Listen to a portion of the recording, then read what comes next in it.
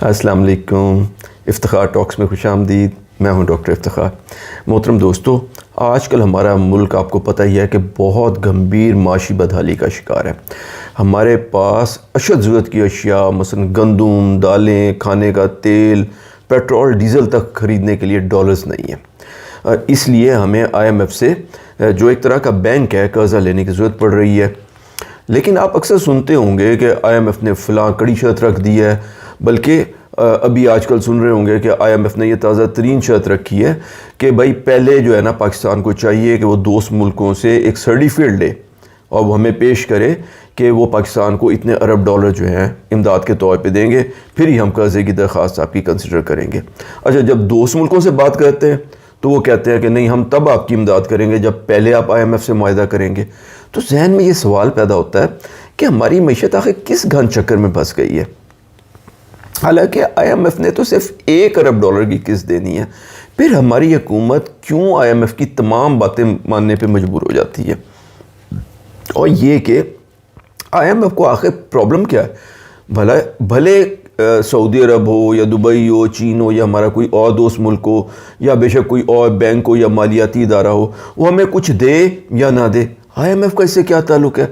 اچھا، اسی طریقے سے دوسری طرف دیکھیے کہ سعودی عرب، دبئی، چین ہمارے دوست ہوتے ہوئے بھی کیوں اس بات پہ اتنا اصرار کرتے ہیں کہ نہیں پہلے IMF سے معاہدہ کریں پھر ہم آپ کی مدد کے بارے میں سوچیں گے؟ اور ہر مرتبہ IMF سے اور دیگر ممالک سے اور اداروں سے اور بینکوں سے جو ہمارا ملک قرضے لیتے لیتے کہاں پہ پہنچ گیا ہوا ہے، وہ سارے ڈالر چلے کہاں پہ جاتے ہیں؟ ہم کیوں مسلسل ساری دنیا سے بھیک مانگنے کے لیے مجبور ہوئے؟ محترم دوستو، آئیے معیشت کے اس پیچیدہ مسئلے کو انتہائی آسان زبان میں ہم آپ کو سمجھانے کی کوشش کرتے ہیں۔ اچھا، سب سے پہلے تو یہ دیکھیے کہ IMF واقعی ایک بینک ہے، لیکن یہ لوگوں کی بجائے ملکوں کو انتہائی کم شرح سود کے اوپر قرضے دیتا ہے۔ IMF دراصل جنگ عظیم 2 کی معاشی جو تباہ کاریاں ہوئی تھی اس کے نتیجے میں 1944 میں مختلف ملکوں نے مل کے قائم کیا تھا، اور اس کا جو ہیڈ آفس ہے وہ اس وقت واشنگٹن میں ہے۔ اس کے کل ممبروں کی تعداد اس وقت 190 ہے۔ پاکستان بھی اس کا ایک ممبر ہے۔ پاکستان نے 1950 میں IMF کو جوائن کیا تھا۔ اب ہوتا یہ ہے کہ تمام ممبر ملک اپنے معاشی سائز کے حساب سے کہ وہ کتنے پیسے افورڈ کرتے ہیں کچھ نہ کچھ رقم IMF میں ڈالتے رہتے ہیں۔ اس طریقے سے IMF کے پاس کافی ساری رقم اکٹھی ہو جاتی ہے۔ پاکستان بھی اب تک اپنی کوٹا سبسکرپشن کے طور پہ تقریباً 3.5 ارب ڈالر کے قریب رقم جو ہے وہ IMF میں ڈال چکا ہے،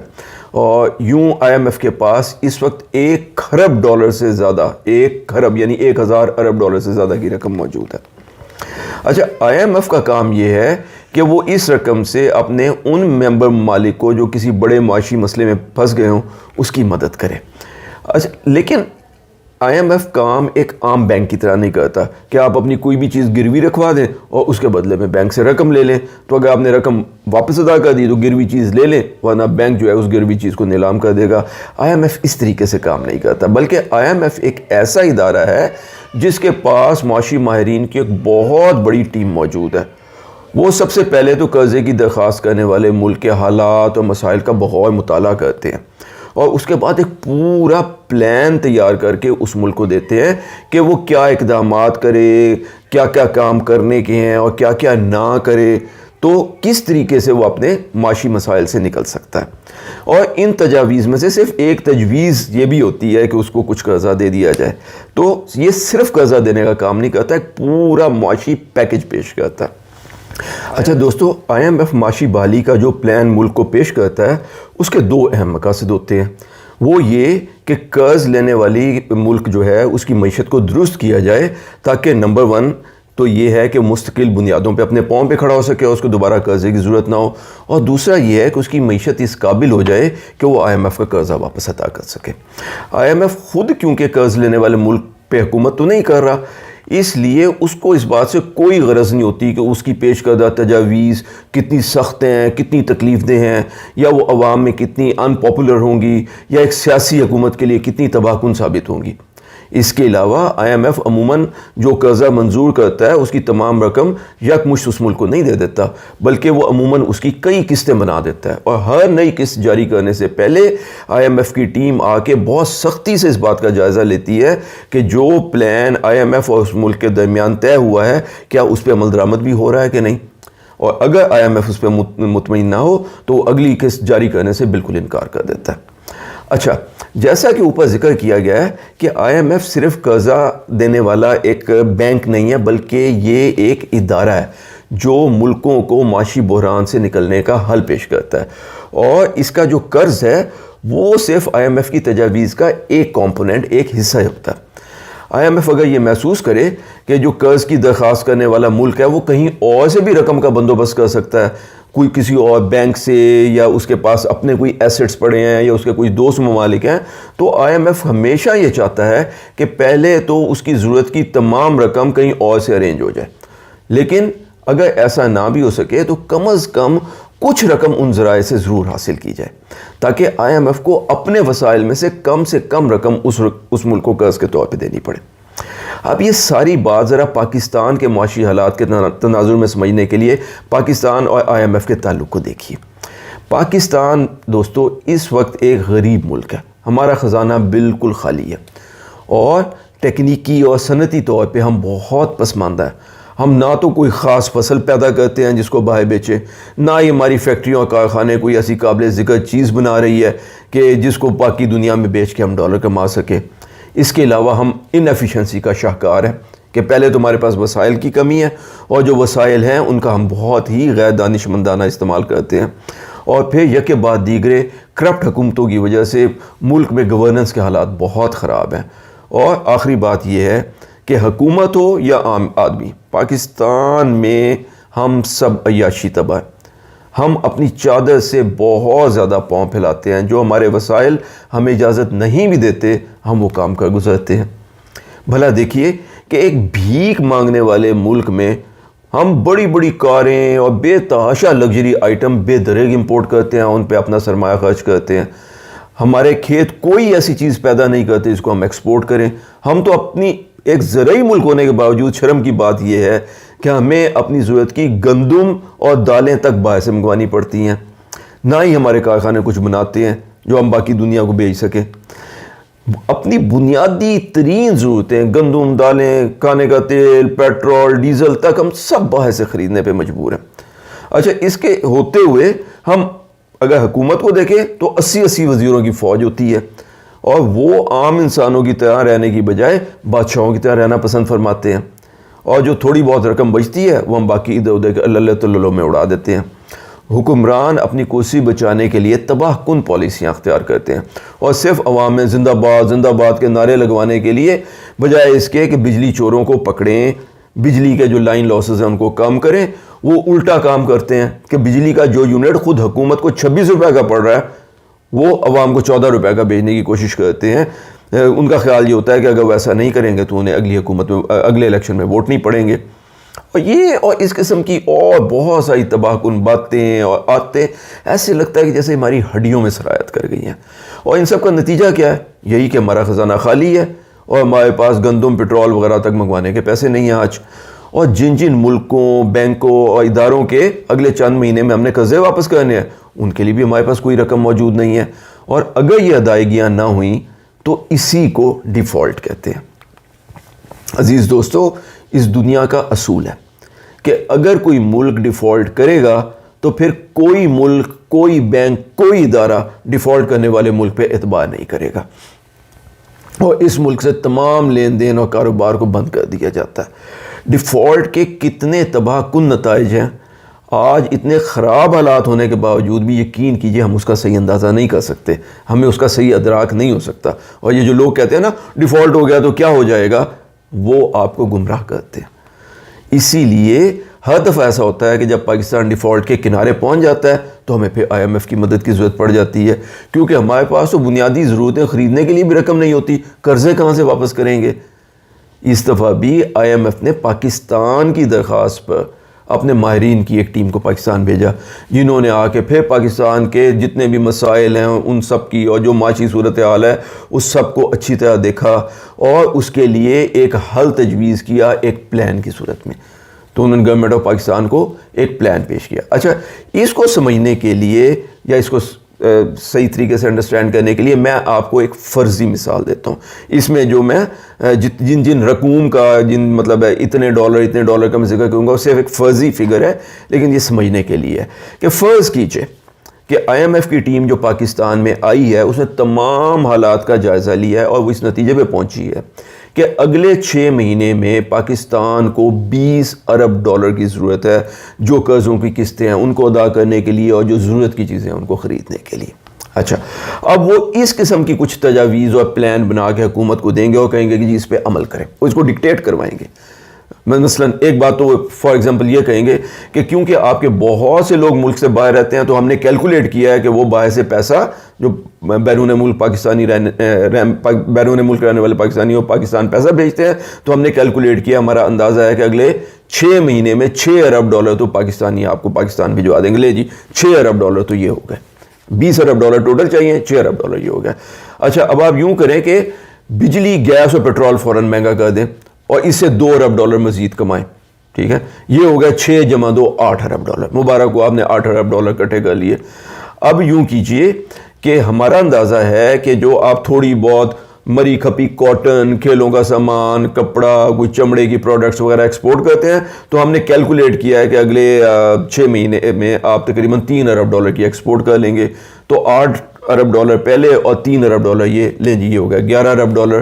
اچھا، اب یہ دیکھیے، اب وہ ہمیں اس قسم کی ڈکٹیشنز بھی دیں گے کہ یہ جو آپ موٹر وے فلاں بنا رہے ہیں نا وہ، اور یہ جو 2 ایئرپورٹس جو ہے نا زیر تعمیر ہیں، اور وہ ایک جو فلاں جگہ ڈیم بن رہا ہے، ہم نے یہ آپ کے پیپرز میں دیکھا ہے کہ آپ پلان کر رہے ہیں کہ اگلے 6 مہینے میں اس پہ 2 ارب ڈالر کی سرمایہ کاری کریں گے تاکہ یہ ترقیاتی کام ہو۔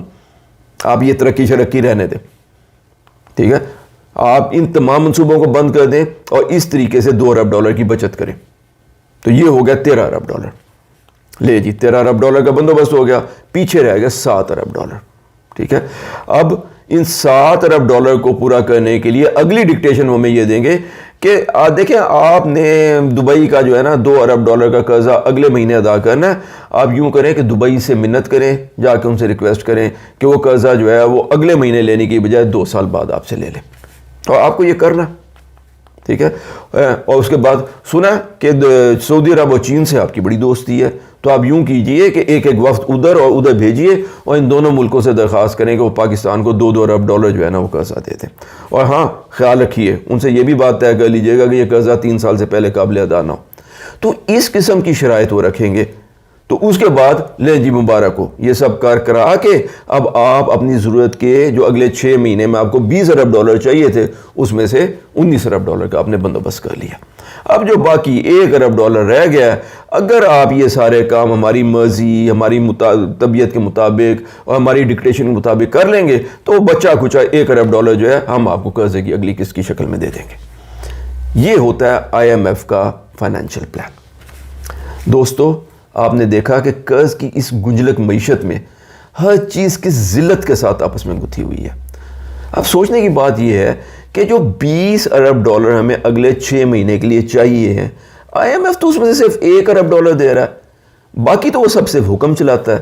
اس کے پاس اتنی طاقت کہاں سے آ جاتی ہے کہ وہ ہر دفعہ اپنی بات ہم سے منوا لیتا ہے؟ یہ کیوں نہ ایسا ہو کہ ہم آئی ایم ایف کو خدا حافظ کہیں اور یہ جو 19 ارب ڈالر کا بندوبست ہوا ہے صرف اسی سے ہی اپنا کام چلا لیں۔ لیکن دوستو، ایسا نہیں ہو سکتا۔ کیوں؟ کیونکہ جب تک ہمارا آئی ایم ایف کے ساتھ 1 ارب ڈالر کا معاہدہ نہیں ہو جاتا،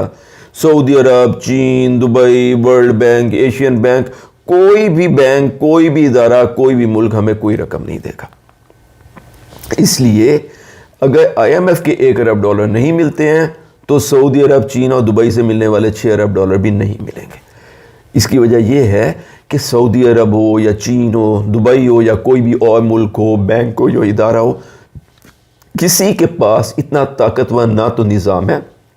نہ ہی اتنی بڑی مضبوط معاشی ٹیم ہے کہ وہ کسی ملک کے معاشی حالات کا جائزہ لے کے اس کو مکمل سمجھ کے صحیح تجزیہ کر سکے اور صحیح نتائج اسے اخذ کر سکے۔ یہ ایکسپرٹیز صرف آئی ایم ایف کے پاس ہے، اسی لیے دنیا کے تمام ممالک اور تمام ادارے آئی ایم ایف کی طرف دیکھتے ہیں۔ وہ یہ سمجھتے ہیں کہ اگر آئی ایم ایف کسی ملک سے مطمئن ہو کر اس کو اپنے $1 ارب دینے کو تیار ہے تو اس کا مطلب یہ ہے کہ اس بات کی امید لگائی جا سکتی ہے کہ اگر ہم بھی اس ملک کو قرضہ دیں تو وہ ملک ہماری رقم کو ایک تو درست استعمال کرے گا اور دوسرا اس قرض کی واپسی کی کوئی امید بھی ہے۔ تو دوستو، آپ نے دیکھا کہ عالمی معیشت میں آئی ایم ایف کا ایک بہت بڑا کردار ہے، اسی لیے معاشی مشکلات میں پھنسا ہوا ہر ملک بار بار آئی ایم ایف سے رجوع کرتا ہے۔ اگر ان حالات میں ہم آئی ایم ایف اور اس کی سخت اور بلکہ کہنا چاہیے کہ بہت حد تک ذلت آمیز شرائط سے جان چھڑانا چاہتے ہیں تو اس کے دوستوں صرف 2 ہی طریقے۔ پہلا طریقہ تو یہ ہے کہ ہم سب مل کے دعا کریں کہ پاکستان میں کوئی بھاری مقدار میں تیل نکل آئے کہیں سے، جس سے ہم بیچ کے خوب ڈالر کمائیں، جس سے خوب اللہ تللے کریں، اور لیکن یہ اتنے ڈالروں کے پھر بھی خرچ نہ ہو اور پھر بھی بہت سارے ڈالر بچ رہے ہیں، پھر تو ہے ٹھیک۔ لیکن اگر ایسا نہیں ہوتا، اور مجھے لگتا ہے کہ ہماری قسمت میں ایسا نہیں ہے، تو پھر ہمیں دنیا کے باقی ذمہ دار ملکوں کی طرح اپنی معیشت، سیاست اور گورننس کو درست کرنا ہوگا، تاکہ ہم اپنے کھیتوں میں بہت سی ایسی اجناس پیدا کریں اور اپنے کارخانوں میں اعلیٰ معیار کی بہت سی ایسی مصنوعات تیار کریں جن کو بیچ کے ہم ڈھیروں ڈالر کما سکیں۔ اس کے ساتھ ساتھ ہمیں اس بات کا بھی خیال کرنا ہے کہ ہم اپنی ضرورت کی تمام اشیاء اپنے ملک میں پیدا کریں اور اپنے ملک کے کارخانوں میں بنائیں،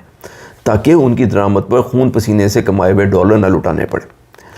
دوستو، اس کے ساتھ ساتھ ہمیں یہ بھی ضروری کرنا ہے کہ اپنی حکومتوں، حکومتی نمائندوں اور سرکاری افسران کو عوامی پریشر سے اس بات پہ مجبور کریں کہ وہ ہمارا پیسہ اپنی عیاشیوں اور شاہ خرچیوں اور شاہانہ اندازی زندگی پہ مت لٹایا کریں۔